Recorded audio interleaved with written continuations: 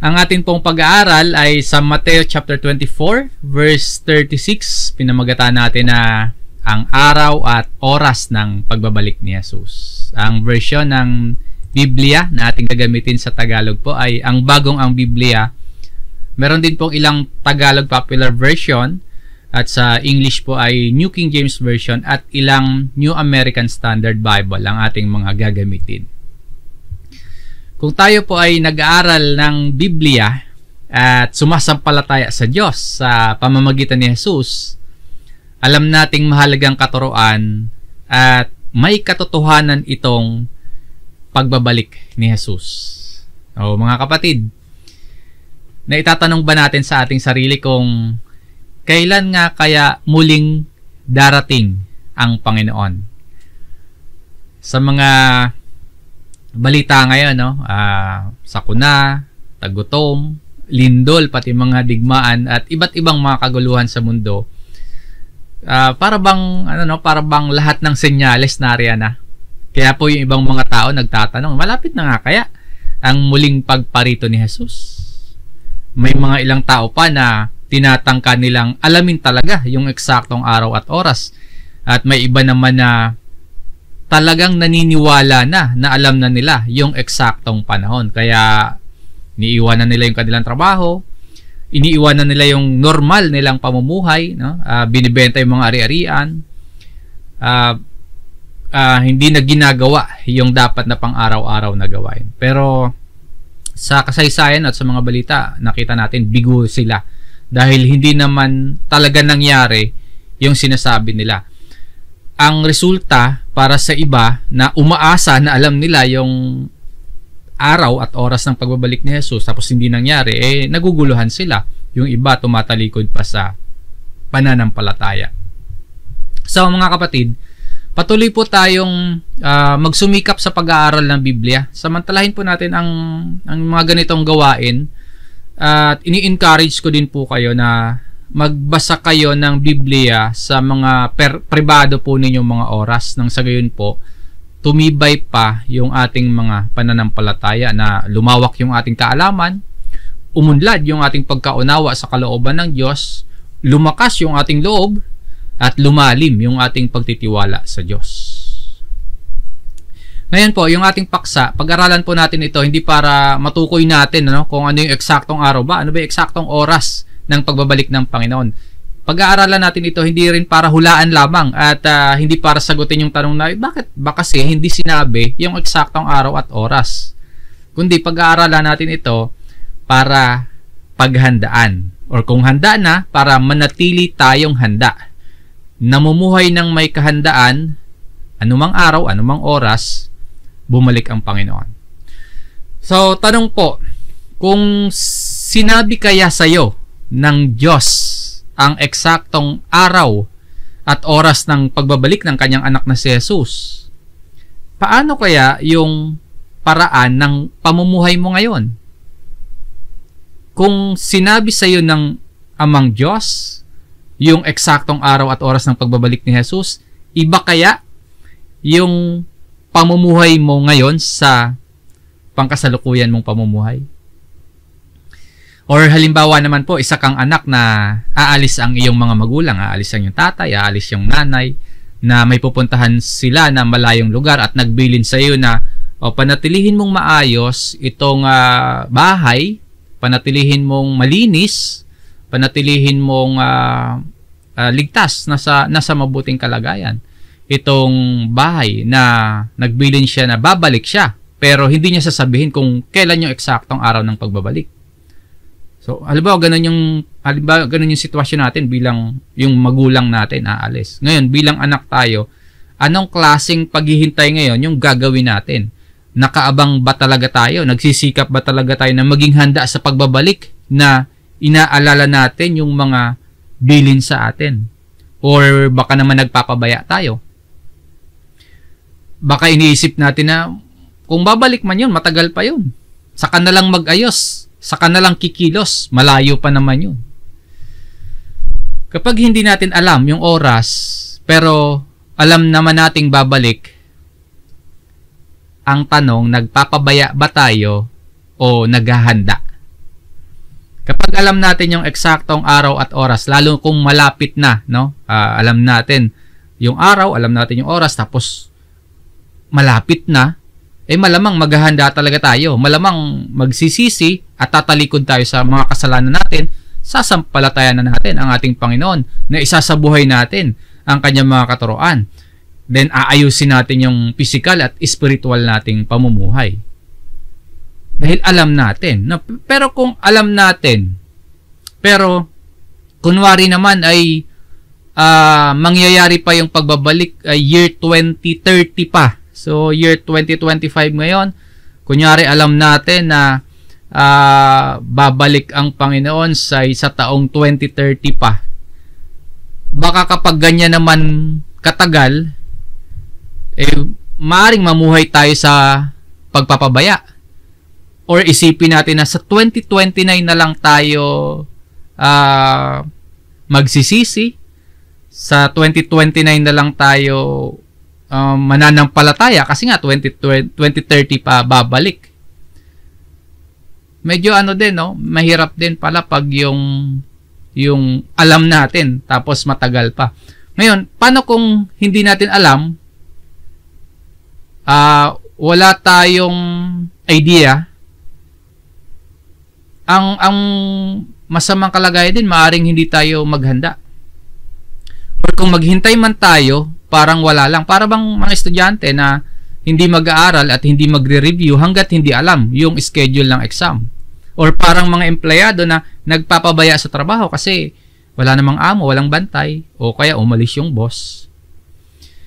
So, may mga pag-aaral tayo ng mga ganitong paksa, mga kapatid, nang sa gayon po, hindi lang tayo ma-inform, hindi lang tayo ma-remind, hindi lang tayo makaalam, kundi makatugon talaga tayo ng tama bilang mga mananampalataya.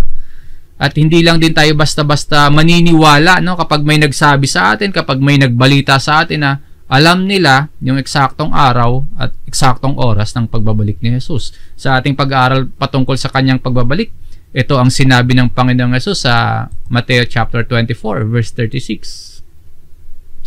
Subalit tungkol sa araw at oras na iyon ay walang nakakaalam, kahit ang mga anghel sa langit, ni ang anak, kundi ang Ama lamang. No one knows that day and hour. Sa oras at araw na iyon, yung tinutukoy po na araw at oras ay ang muling pagparito ng Panginoong Hesus. So sinasabi nga po dito, but of that day and hour, walang nakakaalam maliban sa Ama. Pero malinaw po yung mensahe. Isang tiyak, isang totoo, sigurado, at talagang mangyayari ang pagbabalik ni Jesus. Kaya lang lihim sa atin yung araw, lihim sa atin yung oras. Kaya po, kinakailangan na handa tayo palagi. Tayong lahat. Totoo palang mangyayari ang araw at oras na babalik si Jesus eh. Hindi nga lang sinabi kung kailan, pero dahil babalik ang Panginoon, hintayin natin siya ng may paghahanda. At dalangin ko po na ang araling ito ay isa sa makatulong sa atin para tayo ay maging handa at manatiling handa sa pagbabalik ng ating Panginoong Hesus. Sa talata pong ito yung ating main text. Meron tayong tatlong pangunahing punto na pag-aaralan tungkol ito sa pagbabalik ni Jesus. Una, walang nakakaalam kahit ang mga anghel sa langit. Hindi ito kakulangan ng Diyos, hindi kahinaan ng Diyos at hindi din pagkakamali na wala ni isa man sa atin ang nakakaalam ng araw at oras ng pagbabalik ni Jesus. Sa panig natin, yung araw at oras ng muling pagparito ni Jesus, lihim sa atin. Sinadyang hindi ipaalam sa atin. Sabi nga sa main verse natin, subalit tungkol sa araw at oras na iyon ay walang nakakaalam. Meaning sa atin walang nakakaalam kahit ang mga anghel sa langit. May mga bagay na sadyang itinago ang Diyos. Meron talagang mga bagay na hindi na ipinapaalam pa sa atin. Katulad nitong araw at oras ng pagbabalik ni Jesus. Ang ipinapahayag sa atin, babalik si Jesus. So malinaw yon. Kung kailan babalik, inilihim na yon sa atin. Ang sinasabi po dito, walang nakakaalam, sino man sa atin. So ganun talaga. Iyon na talaga yon. Ganito nga yung nakasulat sa Deuteronomy chapter 29. Basahin natin yung Tagalog Popular Version sa verse 29. May mga bagay na mananatiling lihim at yaon ay para kay Yahweh lamang. Ngunit ang kautusan ay nahayag sa atin at sa ating mga anak upang ating sundin. The secret things belong to the Lord our God. Ibig sabihin, may mga bagay na Diyos Ama lamang ang nakakaalam. Hindi na natin kailangang malaman ang lahat para manampalataya tayo at sumunod sa Diyos. Muli po, may mga bagay na mananatiling lihim pero may mga ipinahayag naman sa atin. Yung mga ipinahayag? Yung katuruan, yung mga kautusan, yung kalooban ng Diyos na malinaw na ipinahayag sa atin, yun ay sapat na para sumunod tayo, sapat na yon para magtiwala tayo sa Diyos ng may katapatan. Ang pananampalataya po natin mga kapatid, nakasandal sa kung ano yung ipinahayag sa atin. Kung ipinahayag sa atin ang katuruan, ang kautusan, iyon na yung doon na nakasandal yung ating pananampalataya. Hindi sa kung ano yung inilihim. Dahil ang sabi nga po dito, may mga bagay na mananatiling lihim. At yaon, yung lihim na yon, the secret things belong to the Lord our God. Yan yung katotohanan. May mga bagay tayong hindi malalaman. Tingnan po natin maging yung mga naunang mananampalataya sa atin. Yung mga first generation Christians, mga first-hand disciples, mga literal at physical na nakasama at nakausap ang Panginoong Hesus. Yung sila yung mga alagad na yon, yung mga disciples na yon, yung mga mananampalataya noon, may mga bagay na hindi pinaalam maging sa kanila. Sa Acts chapter 1 verse 7, mga Gawa chapter 1 verse 7, at sinabi niya sa kanila, hindi ukol sa inyo na malaman ang mga oras o ang mga panahon na itinakda ng Ama sa pamamagitan ng kanyang sariling autoridad. Yung context po nitong talatang ito, bago umakyat si Jesus sa langit, tinanong ng mga alagad si Jesus. Sabi ng mga disciples, Panginoon, ito na ba yung panahon na panunumbalikin mo ang kaharian sa Israel? Bago umakyat si Jesus sa langit, tinatanong nila si Jesus, Panginoon, itatatag na po ba ninyong muli ang kaharian ng Israel? So, itong mga disciples sa panahon na ito, interesado sila na malaman yung schedule ng plano ng Diyos. Pero ang sagot ni Jesus dito, hindi ukol sa inyo na malaman ang oras o ang mga panahon na itinakda ng Ama. Hindi para sa kanila yung kaalaman na yon. May mga bagay talagang sadyang hindi ipinapaalam sa atin. Hindi ukol na malaman natin. May mga bagay na ganoon. It is not for us to know. Ngayon, dahil hindi natin alam, wala na ba tayong gagawin? Dahil hindi natin alam yung oras at araw, wala na ba nga tayong gagawin? Meron pa rin. Sa aklat ng Marcos sa chapter 13, kaparehong tagpo sa pinag-aaralan natin sa Mateo chapter 24 na tungkol sa pagbabalik ni Jesus. Dahil nga sa wala ni isa man sa atin ang nakakaalam, sabi po sa verse 33 dito sa Marcos chapter 13, kayo'y mag-ingat, kayo'y magbantay, sapagkat hindi ninyo nalalaman kung kailan ang panahon. Dahil sa hindi natin nalalaman kung kailan ang panahon, nasabi dito, take heed, keep on the alert. Ang hindi pagkaalam ng eksaktong araw at oras, hindi po dahilan para wala na tayong gagawin. Kundi meron tayong gagawin. Ang sabi dito, mag-ingat, kayo'y magbantay. Meaning po, maging alerto kayo, maging handa kayo, maging disiplinado kayo. Ngayon, sa pagsusuri natin sa ating mga sarili, nasaang level na tayo ng kahandaan? Nasaang antas na tayo ng pag-iingat? Nagbabantay ba talaga tayo? Alerto ba talaga tayo? Ang hindi pagkaalam sa eksaktong araw at oras, hindi dapat magtulak sa atin sa katamaran sa pagbabantay. Yung kawalang ingat, yung hindi alerto. Yung hindi natin alam, yung eksaktong araw at oras, dapat itinutulak tayo niyan sa kahandaan. Bakit dapat magbantay? Bakit dapat alerto tayo? Dahil nga sa hindi natin alam ang eksaktong araw o oras. So, pwedeng dumating ang Panginoong Hesus anumang oras at pwede siyang dumating sa oras na hindi natin inaasahan. Sabi ni Pablo sa mga Kristiyano sa Thessalonica, basahin natin itong kanyang sulat sa 1 Thessalonians chapter 5, dito sa verse 2. Sapagkat kayo rin ang lubos na nakakaalam na ang araw ng Panginoon ay darating na gaya ng magnanakaw sa gabi. So, totoo na darating ang Panginoon. Pero ano yung pagpapaliwanag dito ni Apostle Paul? Walang magnanakaw na sasabihin niya kung kailan siya magnanakaw. Ganyan yung pagbabalik ng Panginoon. Ang sinasabi sa atin dito, biglaan. Maari siyang dumating sa oras na hindi inaasahan. Walang eksaktong oras. Kaya po, maging laging handa. Kung tayo po ay mga mananampalataya ngayon, ipamuhay natin yung ating pananampalataya araw-araw. At sa bawat araw, sa positibong kaisipan ng paghihintay sa Panginoon, maging tapat tayo, maging handa tayo sa lahat ng oras. Maging tapat at handa dahil hindi nga natin alam yung eksaktong oras at araw. Sa ating main verse, bukod po sa atin na mga tao na hindi nakakaalam, binanggit din na hindi alam ng mga anghel yung araw at oras. Ganito yung pagkasabi. Kahit ang mga anghel sa langit, hindi nila nalalaman, not even the angels of heaven.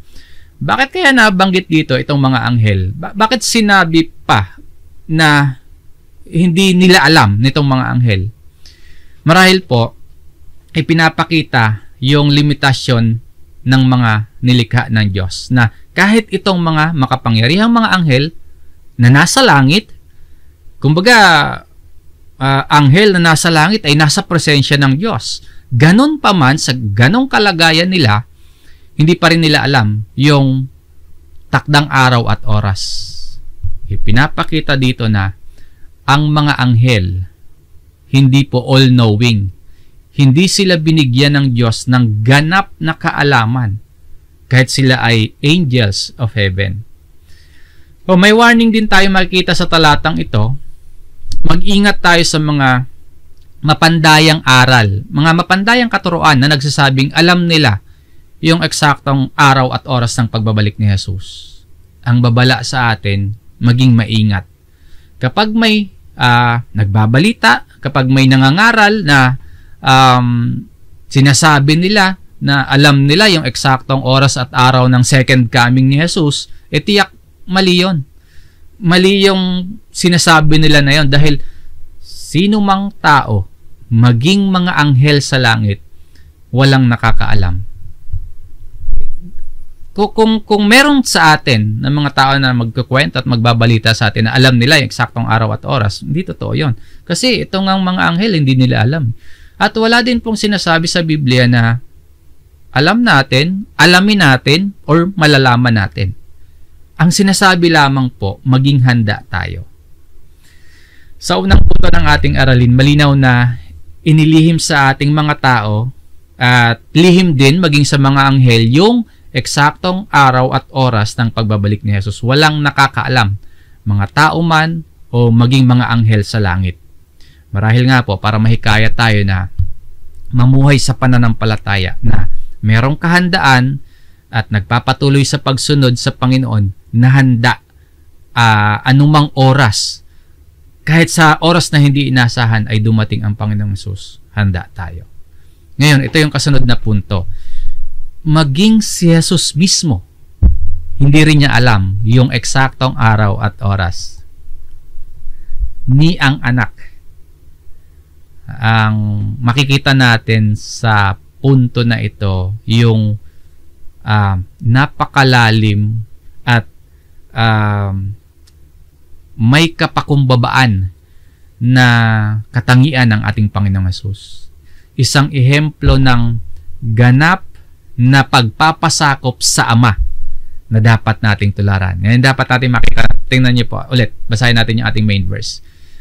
Subalit tungkol sa araw at oras na iyon ay walang nakakaalam kahit ang mga anghel sa langit, ni ang anak, nor the Son.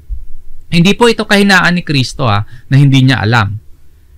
Kundi ipinapakita nito sa atin na ang tunay na anak ng Diyos sumusunod po, nagtitiwala at nagpapasakop sa Amang Diyos. Hindi natin kailangang malaman ang lahat. Sapat na po kung ano yung ipinapahayag at ipinahayag sa atin sa pamamagitan ng Biblia. Ang kailangan lamang po, tayo ay sumunod, tayo ay magtiwala, tayo ay magpasakop ng tapat ng buong puso. Kung ang Panginoong Hesus nga po ay nagpapasakop sa Diyos, tayo po bilang mga tagasunod ni Hesus, nararapat din lamang na magpasakop tayo. Magpasakop tayo sa malaya at makapangyarihang pagpapasya ng Diyos Ama. Kung hindi man ipinaalam sa ating lahat at maging kay Hesus, hindi ipinaalam sa Panginoon, gano'n na nga po yun.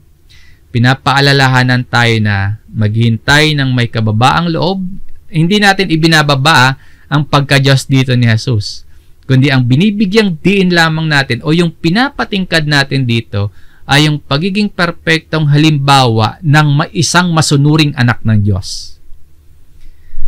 Mula sa talatang ito, masasabi po nating may dito po sa talatang ito, makikita natin na merong hangganan or may limitasyon ang kaalaman ni Jesus tungkol sa oras at araw ng kanyang muling pagparito o pagbabalik sa mundo. Again, hindi natin ibinababa ang pagka-Diyos ni Jesus. Ang binibigyang diin natin, habang nakikita natin ang limitasyon ni Jesus na hindi niya alam yung araw at oras ng kanyang pagbabalik, mas nakikita po natin yung kataasan, mas nakikita natin yung kadakilaan ng Ama, at nabibigyang diin natin yung kapakumbabaan naman at kusang loob na pagsunod at pagpapasakop ni Jesus sa Ama. Nawa po mga kapatid, sa bahagi ng ating talakayang ito ay kunin ko po yung pagkakataon para ipaalala sa bawat isa na sa loob ng ating kalipunan, ito yung taglay nating pangunahing aral tungkol sa pagkilala natin sa Amang Diyos at pagkilala natin sa Panginoong Hesus. At pagkakataon din po ito para ituro at ipahayag natin sa ating mga taga-subaybay yung tungkol sa Ama at tungkol sa Anak ayon sa Biblia, ayon sa banal na kasulatan. Ano pong aral ito? Na hindi po itinuturo ng Biblia na si Jesus ay ang Ama at ang Ama ay si Jesus din. The Son, the Father. Bigyan pansin po natin ito. Magkaibang kalagayan, magkaibang persona. Ang anak ay ang anak. Si Jesus yon. Malinaw yon. Ang Ama na may likha ng lahat, siya ang ating Diyos na pinakadakila sa lahat. Hindi po iisa ang Ama at ang anak. Na kung sino ang Ama, siya din yung anak. Na kung sino ang anak ay siya din ang Ama. Hindi po ganon. Pero ganito ipinapahayag sa atin ng Biblia. Ang anak ay ang anak, si Jesus. At ang Ama, yung may likha ng lahat na pinakadakila sa lahat, ay ang Amang Diyos. Kung ganyan ipinapahayag sa atin ng Biblia, dapat ganyan din natin iyan unawain at tanggapin. Iba yung nakasakop, yun ang Ama. At iba ang nagpapasakop, yun ang anak. Iba ang nagsugo, ang Ama yon. Iba din ang isinugo, si Jesus yon. Kumbaga, iba yung nagpapagawa sa gumagawa. Ganito pa ang sinasabi ni Jesus sa John chapter 5, dito sa verse 30. Sabi ng Panginoong Jesus, hindi ako makakagawa ng anuman mula sa aking sarili. Humahatol ako ayon sa aking naririnig At ang paghatol ko'y matuwid sapagkat hindi ko hinahanap ang aking sariling kalooban, kundi ang kalooban ng nagsugo sa akin. Iba ang isinugo, ang Panginoong Hesus yun. Iba din yung nagsugo, ang Ama iyon. Sabi ni Jesus dito, I can do nothing on my own initiative. Hindi niya hinahanap ang sarili niyang kalooban, kundi ang kalooban ng nagsugo sa Kanya. Nakikita natin yung kaibahan ng Ama at ng Anak. Isang personal na pagkakahiwalay ng dalawang persona. Ang Ama ay hindi ang Anak at ang Anak ay hindi ang Ama. May sariling kalooban si Jesus. Meron siyang own will. Pero pinili niya na magpasakop sa nagsugo sa Kanya. Ang pinili ni Jesus ang kalooban ng Ama, hindi ang kalooban niya. Muli, dalawang persona, may kaugnayan, may relasyon sa isa't isa. Ang nagsugo, ang Ama. At ang isinugo, ang Anak. Ito pa ang isang suportang talata sa kalagayan ng Ama at kalagayan ng Anak. Pakinggan po natin ang sinasabi mismo ng Panginoong Hesus dito naman sa John chapter 8 sa verse 18. Ako ang nagpapatotoo tungkol sa aking sarili, sabi ng Panginoong Hesus. At ang Amang nagsugo sa akin ay nagpapatotoo tungkol sa akin. Ang context ng talatang ito ay pinapakilala ni Jesus ang kanyang sarili bilang ang ilaw ng sanlibutan. Kaso, itong mga kausap niya dito ng mga Pariseo, duda, ayaw maniwala kay Jesus. Hindi daw totoo ang patotoo ni Jesus kasi mag-isa lang siya. Sa kautusan po at sa paniniwala ng mga Pariseo, dapat dalawa ang nagpapatotoo para maniwala silang totoo ang sinasabi nung nagpapatotoo. Kaya ganito ang sinabi dito ni Jesus. Ako, sabi ng Panginoong Jesus, at ang Ama. Dito po, makikita natin dalawang witness. Dalawang nagpapatotoo. Dalawa ang saksi. Ang dalawang witness na yan, hindi ito pagkakaiba ng role o mode, kundi dalawang saksi talaga. Ibig sabihin, dalawang persona, dalawa ang nagpapatotoo. Magkaiba ang kalagayan, may relasyon sa isa't isa. Parehong banal, parehong Diyos. Magkaiba ang Anak, magkaiba ang Ama. At ito po ay mahalagang bahagi ng plano ng kaligtasan. Singit paalala lamang po ito mga kapatid. Pagpapanariwa ng aral na taglay at iniingatan sa loob ng ating kalipunan. Kasi ito pong ating congregation, hindi ito nabibilang sa tanyag, hindi ito kabilang sa majority o kaya karaniwang structure ng mga Christian churches sa ating bansa. Kumbaga siguro masasabi natin nasa minority tayo o yung tayo ay nasa hindi pangkaraniwan. Hindi tayo kabilang sa sa Trinitarian, hindi tayo kabilang sa oneness. Kundi kabilang tayo sa kung ano ang sinasabi at sinasaad ng Biblia. Yun yung paniniwala natin. Hindi tayo naglalagay ng aral sa Biblia, hindi tayo nagdadagdag, hindi tayo nagbabawas. Kundi, kung ano ang aral na nasa Biblia, yun ang doktrinang dala-dala natin. Nawa po ay malinaw ang aral na ito para sa atin. Balikan po natin yung ating pangunahing aralin tungkol sa araw, tungkol sa oras ng muling pagparito ni Jesus. Walang nakakaalam, walang sino man ang nakakaalam sa atin, kahit yung mga anghel sa langit, ni ang Anak. At ito na yung ikatlong punto ng ating pag-aaral. Kundi ang Ama lamang. Ang Diyos Ama ang sovereign, no? May ganap at lubos na kapangyarihan at karapatan sa lahat ng bagay. Ang Ama walang mataas sa Kanya. Ang lahat ay alam Niya. Sabi nga po, subalit tungkol sa araw at oras na iyon ay walang nakakaalam kahit ang mga anghel sa langit ni ang Anak, kundi ang Ama lamang, but the Father alone. Ipinapakita nito na ang Ama lamang ang may kapangyarihang magtakda ng araw at oras ng muling pagbabalik ni Jesus. Ito ay pagpapakita ng lubos na otoridad ng Amang Diyos. sa pananalita dito ni Jesus, ipinapakita dito yung kataasan ng Ama. Kaya kung may inilihim ang Ama at kung may inahayag naman ang Ama, nasa malayang pagpapasya yon at otoridad yon ng Ama. Hindi dahil hindi Diyos si Jesus, kaya hindi niya alam, kundi dahil sa kapakumbabaan at pagpapasakop ni Jesus. No, ipinapakita dito ni Jesus yung otoridad na meron ang Ama, na ang Ama lamang ang nakakaalam ng araw at ng oras ng pagbabalik ni Jesus. Kaya po, tayo, tulad ni Jesus, magpapasakop tayo, magtitiwala tayo, maghihintay tayo. Ang pagbabalik ni Kristo sa lupa ay ayon sa panahon, ayon sa ganap na kaalaman at pagpapasya ng Ama. Sa pagsasabi dito ni Jesus na ang Ama lamang, pinapakita ng Panginoong Jesus ang kataasan ng Ama.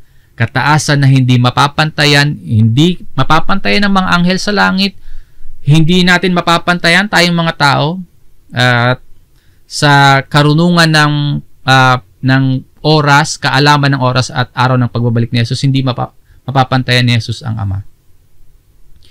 Sa talata pong ito, mas nahayag sa atin ang dalawang magkaibang kalagayan ng Ama at ng Anak.